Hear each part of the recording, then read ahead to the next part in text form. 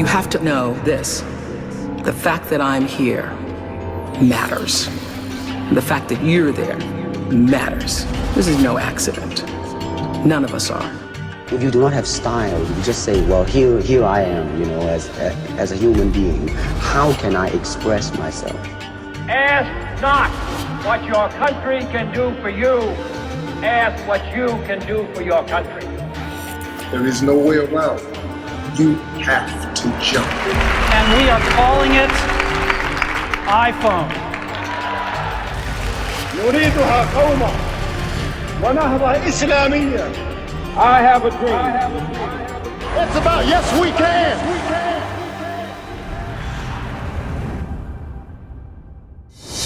ما زلنا في كولومبيا، ولكنني استعدت لباسنا الوطني لأنني بحضرة الرئيس ومن أمام قصره الرئيس سانتوس الذي حاز على جائزة نوبل للسلام لأنه أنهى حربا دامية اسمها الحرب الأهلية والتي امتدت لرقم قياسي وهو ما يتجاوز 50 عام. لم يقتصر بإنجازه في الجانب الأمني هنا محليا، ولكنه أنجز في الاقتصاد وفي القضايا الإنسانية وفي القضايا المحلية والدولية. الرئيس سانتوس ينتمي لأسرة امتلكت أحد أهم ركائز الإعلام هنا في كولومبيا. تعلم في أفضل الجامعات من حول العالم وتحديدا أمريكا وبريطانيا كجامعات هارفارد وتفس وغيرها من جامعات لها حظوة كبيرة. له خلفية اقتصادية، لذلك إنجازاته عديدة وفي مجالات عدة. كان له مشوار طويل بالسياسة، فهو جزء من حكومة 3 رؤساء متعاقبين حتى وصل لسدة الحكم. هو الآن يعيش سنته الأخيرة من أصل 8 أعوام. سنوات طويلة، أحداثها كثيرة وإنجازاتها أكثر. دعونا نخوض بهذا المضمار مع الرئيس من أمام قصره في كولومبيا. President Santos of Colombia. Leader Juan Manuel Santos. The President of the Republic of Colombia. Your generation sees diversity as a strength, not a weakness. Gracias, Colombia. First, I'd like to use this chance to congratulate you on the Nobel Prize. And I wanted to tell you, Mr. President, that we've met different presidents before, and we had 2 times to meet 2 different presidents that won the Nobel Prize. First, it was F.W. de Klerk, and it was also with Mikhail Gorbachev. But they both faced popularity issues. Why do you think people that win Nobel Prize sometimes face popularity issues? I will tell you a story that happened to me. I was very popular because I was very good at making war. I was elected with the highest amount of votes in the history of Colombia because I was successful in war. Making war is relatively easy, and the leadership you need is vertical and simple. Making peace is much more difficult, because making peace, you need to convince people to change their emotions, to change their prejudice, to change how they see the world and how they see their enemies. And that is much more difficult. And many times, when you try to make peace, you have to take very tough decisions. Decisions that, for example, the victims many times don't accept. You have to make concessions that many people think that the counterpart does not deserve. So that's why doing the correct thing, which is seeking peace, many times is not popular. But you have achievement even in other sectors. You did improvement when it comes to economy, when it comes to even relationship with the other countries. And before talking about all those achievements, I'd like to go back to your early days.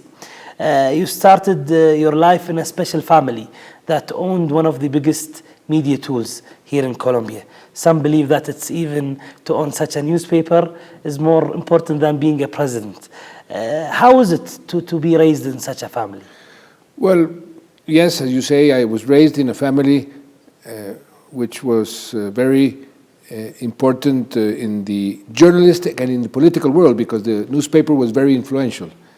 And so I was raised in the circles of power. And I remember the conversations of my father with his friends, the people who came to our house, was also always concerning very important decisions, the power, how power has been used, how to restrain power, how to make it better. And so that was part of my education, my family education. And that for me was a big asset, because then again I was not obsessed by achieving power, but you can use power in a better way, because you're not obsessed in maintaining it. You're obsessed, and that was my case, in using it for the good of the people, to take the decisions that are correct, not the ones that are popular. And I think this background helped me a lot. But I imagine, or I guess, that you had a dream to have more influence on your country. When was the first time you imagined yourself as a president? Was it in a young age? Well, around when I was around 15 years old, I then joined the Navy. I was in the military academy, in the Naval Academy. And there, the military discipline and the hierarchies, and I had to march in front of the president. And then I saw how we made special honors to the president, and he was there standing up, and I said, maybe one day I would like to be president. حظي الرئيس سانتوس بمشوار تعليمي استثنائي، حيث تخرج من جامعات عدة، وتحديدا من الولايات المتحدة الأمريكية، حيث تخرج من هارفارد وتافتس، وتعتبر هذه الجامعات من أعلى الجامعات على مستوى العالم. ولكن الملاحظة المشتركة ما بينه وما بين من سبقوه من رؤساء أنهم تخرجوا من ذات السلك التعليمي ومن الولايات المتحدة الأمريكية تحديدا. فهل لهذا أثر على إدارة البلاد؟ You've been in the top universities, not one, not two, maybe 3 or 4 more, especially in the United States of America, being part of Harvard and Tufts too. How did that add to you, add to your knowledge, add to your preparation to be the president? What the universities outside Colombia gave me was, most of all, a global perspective. To see the world in a better way, because when you are very much localized in your own country, you lose perspective of what is happening outside. And in a world like the one we're living today, that shrinks more and more, it's more globalized, it is very important, it is indispensable to be able to understand the world trends and what is happening outside, because everything will affect you, will affect your country, will affect the decisions you make. So that, I think, is the best contribution of the education I had outside my country to what I am doing as president. Mr. President, we noticed something when we digged more into your education. It wasn't only you. You and 3 previous presidents graduated from universities in the United States of America. Why is it this way? Well, in the case of Colombia, because the United States is our main partner in terms of trade, in terms of investment, and it's a country where Colombia have, because we are in the same continent, has always looked as an example. The American democracy was an example for our own people in forging our own democracy. And there has always been a relationship, a special relationship, but that was not since our independence. For many years, Europe was our reference. But when the United States emerged as a world power, that shifted. People used to go before more to Europe, to France, to to United Kingdom to study the high classes, and then they started shifting towards the United States. Adding to your lifetime phases, after education, you chose to be part of the coffee world. We had the opportunity this year to interview one of the people that had a different influence on the world, the ex-president of Starbucks that managed to rule this empire for more than 21 years, Howard Bihar. And I told him that we'll be going to our next destination in Colombia and meeting you, Mr. President. So he told me about your relationship about coffee, and he told me also that their first advertisement for Starbucks was here in Colombia. What can you tell us about coffee? Coffee was the main product of export in Colombia for many, many years. And I decided to work in the National Federation of Coffee Growers, a bit in a sort of a rebellion against my family. I said, no, I want to make my life, my own life, and I studied economics. Yes. And any person who wanted to be a good economist in Colombia should know about coffee. And so I started working with coffee. And I learned very much about coffee. Coffee is a product that for Colombia has been the backbone of our democracy. Here in Colombia, the coffee production is of small peasants, small areas, and that has been a factor to maintain our democracy because we have more than 500,000 people that grow coffee, more than 2 million depend on coffee. And so coffee and Colombia has been a constant marriage. And coffee, after oil, for many years was the most important commodity in world trade. Coffee is a commodity that is produced in the south and consumed mostly in the north. So trade in coffee was very important. It is a product that has an intensive use of labor. So yes, it's very important as a source of employment. And coffee is a great drink. People love coffee, and fortunately, the production and the consumption of coffee is still growing in the world.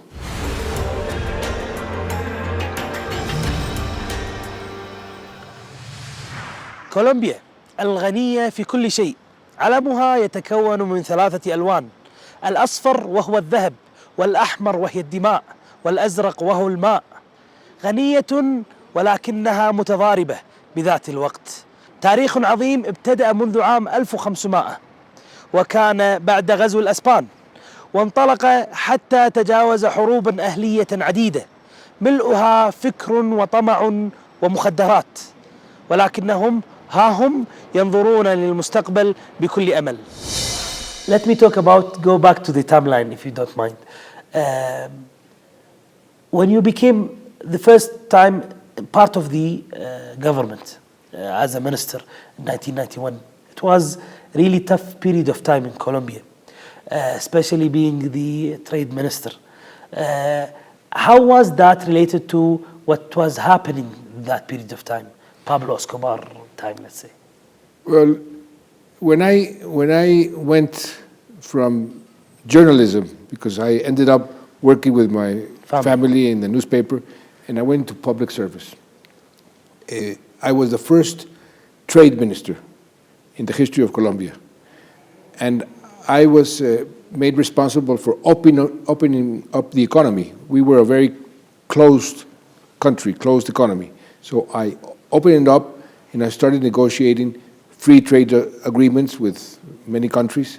And I started to stimulate the exports of other products besides coffee, and trying to teach the businessmen and the entrepreneurs that competition was good, that competition would help everybody.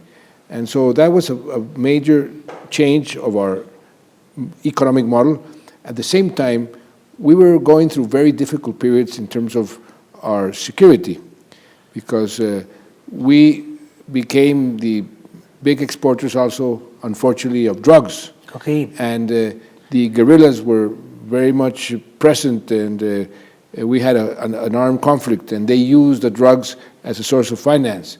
So it was a very difficult period, but there I learned what I had learned initially in the Navy. You set yourself an objective. I call it a port of destiny, and you have to persevere. And that has been very useful in my life. When I get to any job or to any difficult period, if I have the objective, I persevere, no matter what happens. There is a saying that if you have a good port of destiny, all the winds, even if they're very tough, you can use them to get to that objective. But it's clear how patient you are. Anyone seeing this interview, see how you take things more focused. So you study in many universities. You become minister not once, not twice, 3 times with 3 different presidents, till you became voted as a president. How did that life help you? Working not with the people, not being elected, but being part of 3 different governments.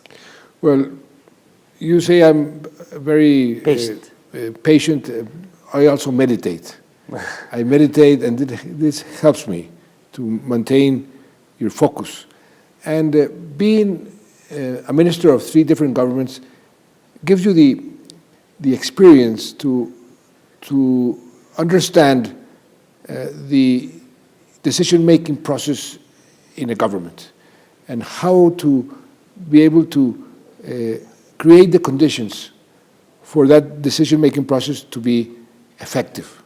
Many times you can have all the theories and you can study the books, but the real life experience will give you that extra asset that you need to be effective. For example, when I was elected president, yes, one of the most important things is to have a majority in Congress. Yes. And I didn't have that majority in Congress. My party had about 30%, and what did I do?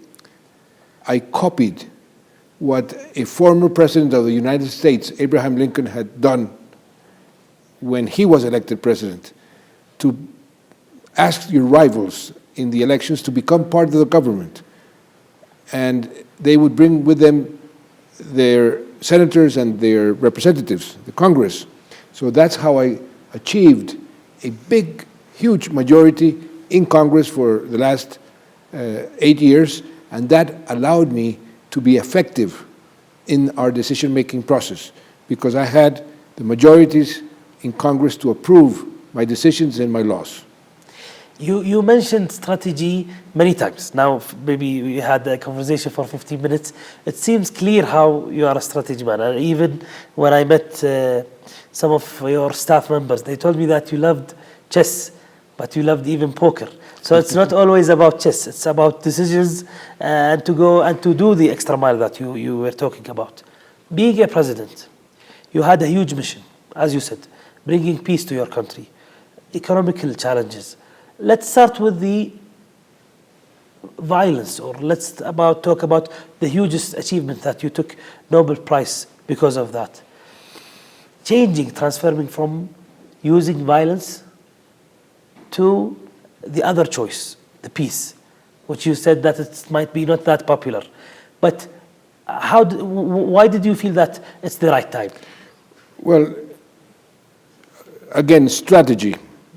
If you want to reach an objective, you need to see how you can reach it. What steps do you need to take? And many times you need to be effective in war in order to achieve peace. And when I was Minister of Defense, yes, I had that mission to be effective in order to bring our enemies to the negotiating table. So for me, I knew beforehand that sooner or later, I had to sit down and negotiate with them. But I had to do it from a strong position. And so I had to be effective in war.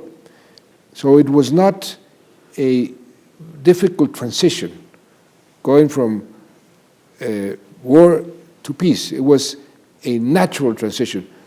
Many people did not understand that because they thought that I was going to continue being very successful at war. But that would have taken 20, 30 years more and many, many thousands or millions of lives. And that was not in my plan. And that's why people sometimes say, oh, he is a traitor. He should have maintained his war machine. And I try to explain them, no, the war machine was a circumstance that had to be applied in order to be able to achieve the main objective, which was peace. I don't know, maybe you're talking about ex-president or maybe. I read an article about him, or from him, a message to the president of Philippines, telling him that he used the wrong tool, which is violence, and asked him not to repeat his mistakes. This is why it's not understandable from my side. If they believe that it was the wrong tool to be used, why some people believe that you are a traitor for the old method? Because wars and armed conflicts polarize a society. And 50 years of war, because we were 54 years, that creates many wounds and develops a lot of hatred. And so you see a society divided and one side trying to simply finish the other one. What was difficult, what has been difficult, is to convince both sides that you have to learn to live together.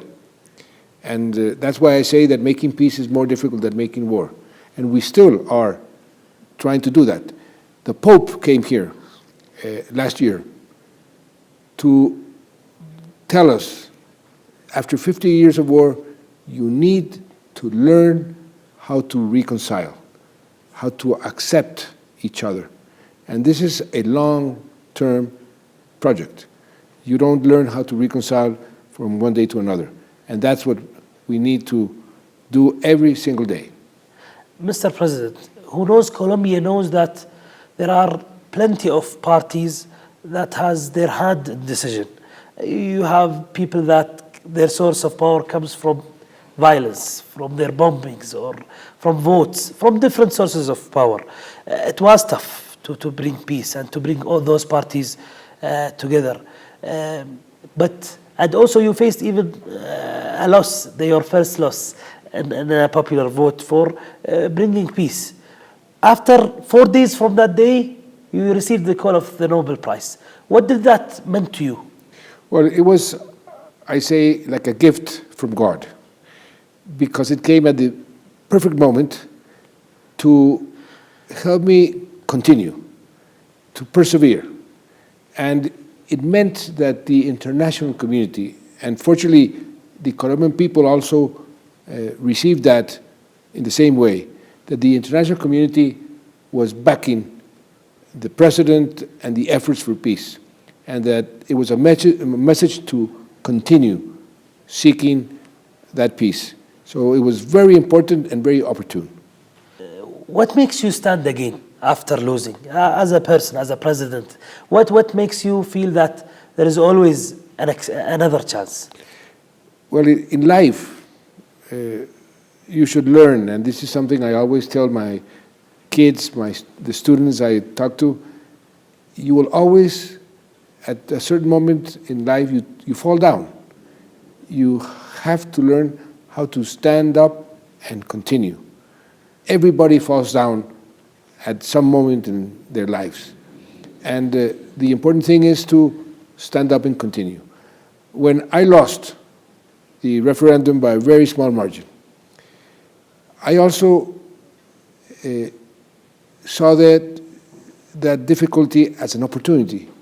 Maybe, since the ones that were voting for the no were saying also that they wanted peace, maybe we can bring them together, bring me into the agreement, and have a better agreement. And so that's what I did. And we started negotiating, and we ended up with a better agreement, a stronger agreement, and better off, because it would have been very sad for me to say simply, okay, I lost, I go outside and start to cry. That was not an option. You never cried, Mr. President? No, I cry more often than you think. Do you remember the last time? Well, sometimes I cry seeing movies. I am very sensible, and my eyes get watery very, very easily. The Nobel Peace Prize laureate of 2016 to step forward to receive the diploma and the gold medal.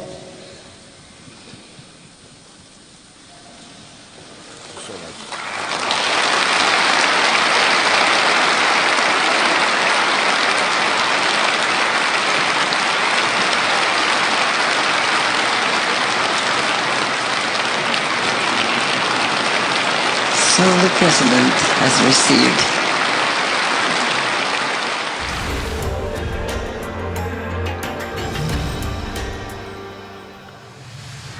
And maybe believing and standing in hope, that's what made the Nobel Prize worthy winning. Mr. President, yesterday I had also another chance to meet someone that really look up to you and respect you for bringing peace to the country. He's a victim too for what the criminal stuff that's happening, which is the son of Pablo Escobar. And he said that maybe the people all over the world understand Colombia in a different way because of media and movies, like the famous Narcos. You had your different point of views about Narcos, and this is what I think people also want to know more about your point of view about what's in that series. Is it that true? Everything is there is true? No, Narcos is a story about something that happened in Colombia, but that fortunately it is in the past, not in the present. We overcame that terrible problem of the drug cartels, the all-powerful drug cartels, at a very high cost. We lost our best leaders, our best judges, our best policemen, our best officers in this war against drugs. But we learned, and we again stood up and continued. And that gave the Colombians tremendous strength. And what the word that today is used is resilience. And I think Colombians now have an extra resilience because of the adversity, not only of the war against drugs, on the war that we had with the FARC. Yes. It's a country that has lived in the middle of a war for so many years, and there are some good things and bad things.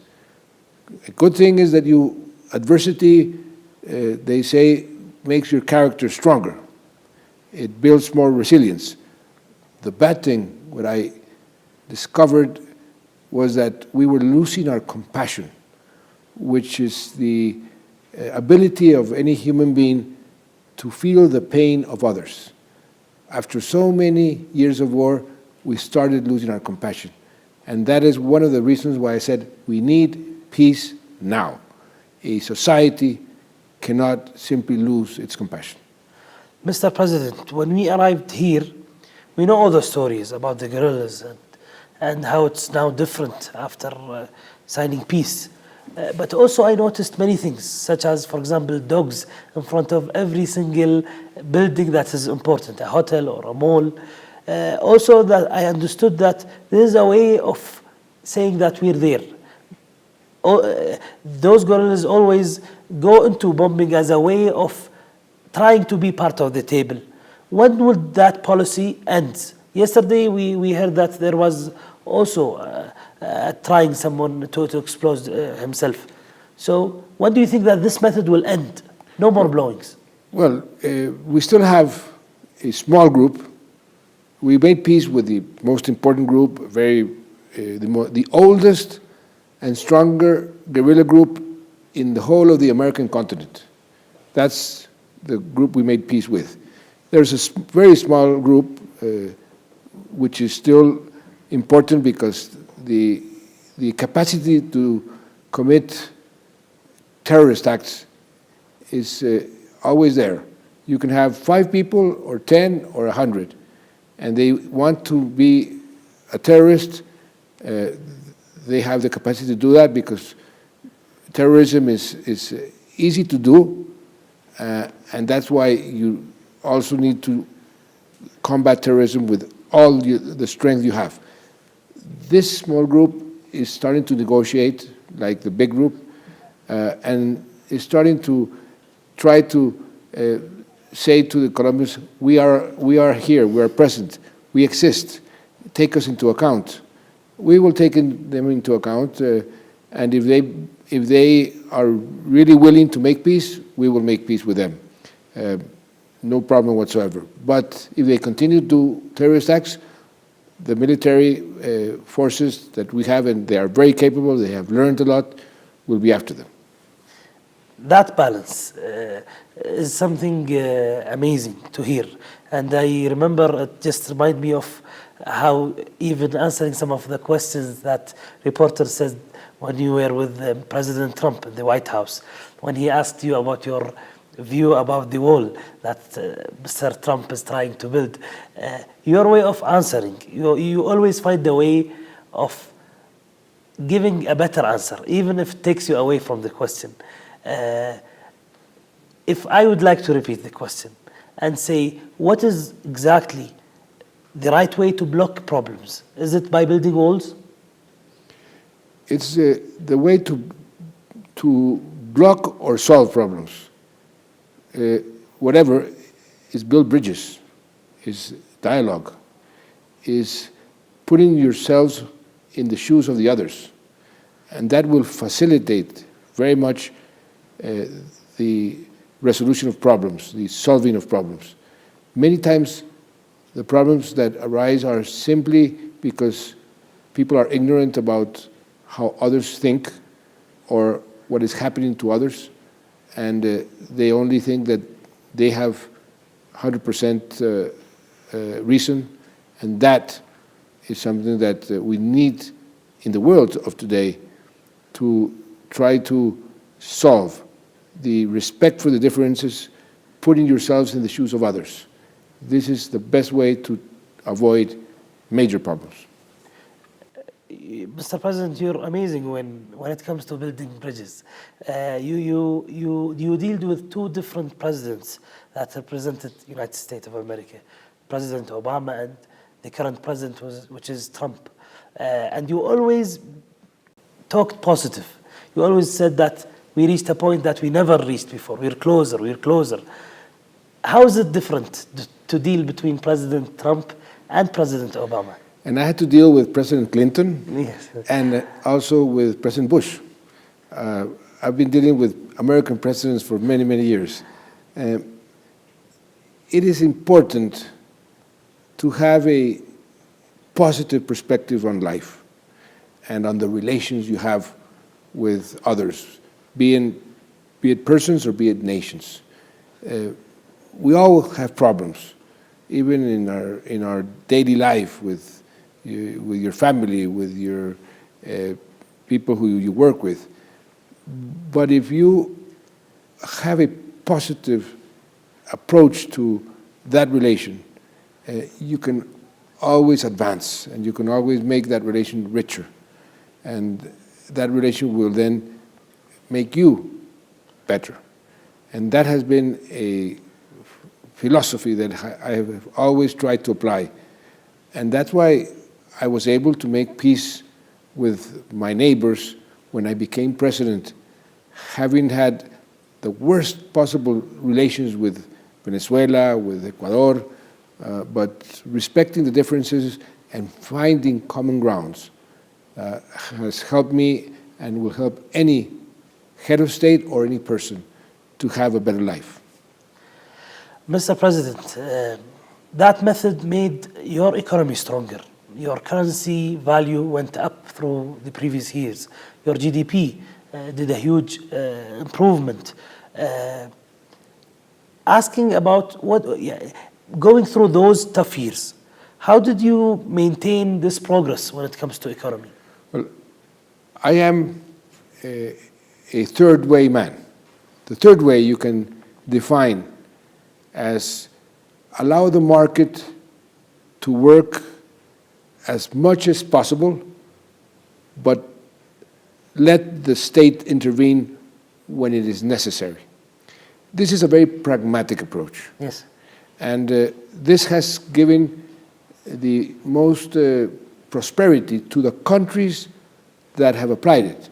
For example, I will mention to you, Clinton was a third way man, and the prosperity of the United States had never been as much as when Clinton was president. Tony Blair in the UK, yes, when he was prime minister, the prosperity of the UK went up very much more than in any other period. President Fernando Henrique Cardoso of Brazil, Felipe González in Spain, and that has been a successful way of approaching that balance between the markets and the state. And in Colombia, it has always been successful. It's been successful in my government. But you mentioned some names, but you had your own method of tax. You've raised tax on multinational companies up to 69 from each $100 they do profit, they give $70 to the government, and that reflect on some of them left the country, like PayPal, for example. No, this history or this theory that we had taxes of 80% is no longer true. We did have it, but we've been bringing them down. We have brought taxes down to less than 50%. And that has made that our foreign investment has doubled in the last 6-7 years. And that has made that the rate of investment in Colombia is the highest of all of Latin America. And as you know, if you have high investment, you will then have higher growth. So we cherish very much investors and foreign investors. Every time a foreign investor comes here to Colombia and visits me, I say, feel at home. You are my partner. We want you to feel like you are in your own country, and what is it that you need for you to be successful? Because if you're successful, we will be successful. And that approach has been quite effective. As I say, investment in Colombia is today 27.5% of our GDP. That is the highest of any country in Latin America.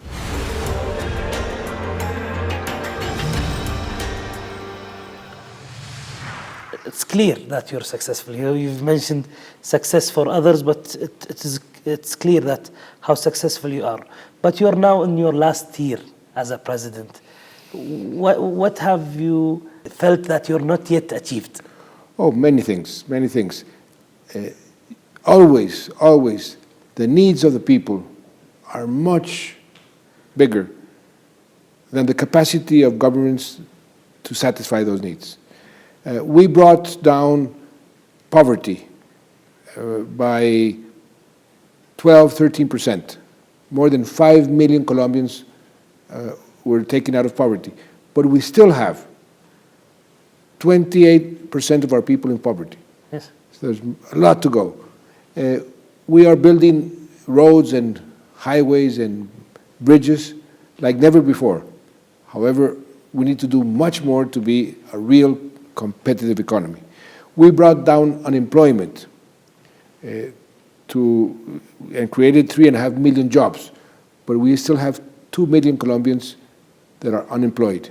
So there's always achievements, but frustrations of not being able to do more.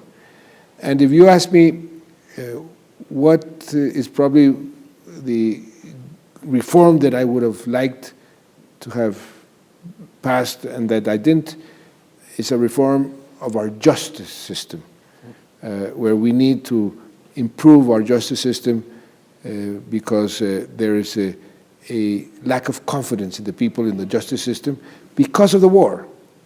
But that is one of the big frustrations that I hope my successor will be able to address. من أمام مجلس التشريع بيت الأمة، والذي يحتوي على اقتصاديين وسياسيين وأحيانا مجرمين، ومقابله بيت الرئيس الذي تعاطى مع كل هذه الظروف. بلد شائك بالمشاكل، مليء بالدماء والموروث الصعب، ولكنه حقق الإنجاز في كل المجالات. وإن تساءل البعض كيف، كان جوابه الأمل. تعلق بالأمل فحقق الإنجاز في كل المجالات. How do you see Colombia in the next 10 years? I think Colombia, and it's not my own view, it's the view of many of the people who are following Colombia, the analysts. Colombia has everything to be very successful. We have energy, we have water, we have the richest biodiversity in the world per square kilometer. We are one of the 7 countries in the world with a big capacity to increase production of food. We have 2 oceans, the Pacific and the Caribbean, the Atlantic. We have a good workforce. The human capital in Colombia, if you ask any foreign investor, says is a very good quality. So what we needed was to have peace. Now that we have peace, the opportunities of Colombia are opening up. It will take some time to adjust to this new country, because Colombia in peace is a new country. But I am very optimistic about what is happening in Colombia. And in 10 years, I can see Colombia very, very successful. And even in sports, now we are doing very well. We're being champions in many of the sports of the world.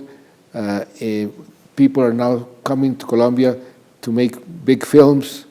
Colombia is becoming fashionable, something which for us is very encouraging. I never imagined coming to Colombia. I remember when I told my mother that I'm coming to Colombia, she said, no, choose any other country. I told her, no, Colombia is different today because of you. And you know what is the one of the mottos of our advertising? Yes. Come to Colombia, the only risk is wanting to stay. Now, Mr. President, talking about the future, you thought about Colombia a lot. Talking about you as a person after all those achievements, how do you see yourself after presidency? I see myself, first I'm going to be a grandfather, taking care of my granddaughter, which is going to be born more or less in the time that I will leave the presidency. I want to share my experience with the students. I would like to teach, and that's something I would like to do. I would like to write. I was a journalist. I love writing, so I will write. And of course, having won the Nobel Peace Prize, this in a way puts a mark on you, that you always have to be available to help others to achieve peace, whatever the situation is. And if I'm needed, I will be there. Not everyone has the chance to be a president. And people are always anxious to think, how does presidents live? So I wanted to ask you now, after winning the Nobel Prize, after seeing your success, your result of your 8 years that you've spent, or less a bit, how do you spend these days in the office? Well, it's a very time demanding. One of the big sacrifices of being president is your time for your family, time for something that anybody likes, like reading a good book or going to the movies. That is very restricted. I try to do a lot of exercise. It's a way of relaxing. I am very disciplined in the sense that I try to be on time and do my work in the areas and the hours that I have to produce results. it's a difficult life. Being president is a very demanding job. Many frustrations because being a minister, I was minister 3 times. Yes. You always, if you had a big problem, you say, "Oh, Mr. President, I have this problem. What do you think?" So it's the president who takes the decision. And when you're president, you don't have any other person to say, "What should I do?" You have to decide. And that is a big burden on your shoulders. But if you take that with a correct perspective, doing what your mind and your heart tells you that is correct, no matter if it's popular or unpopular, then you can sleep like a baby that night. Some days ago, I was in Austria, very young prime minister, 31 years of age, very young. And he said, "You've been in office for 8 years. You've been a very successful statesman. What advice can you give me? This is the prime minister of Austria." And I said, "My God, I am in no position to give you advice. But if you insist, there is one thing that I always do that allows me to sleep at night.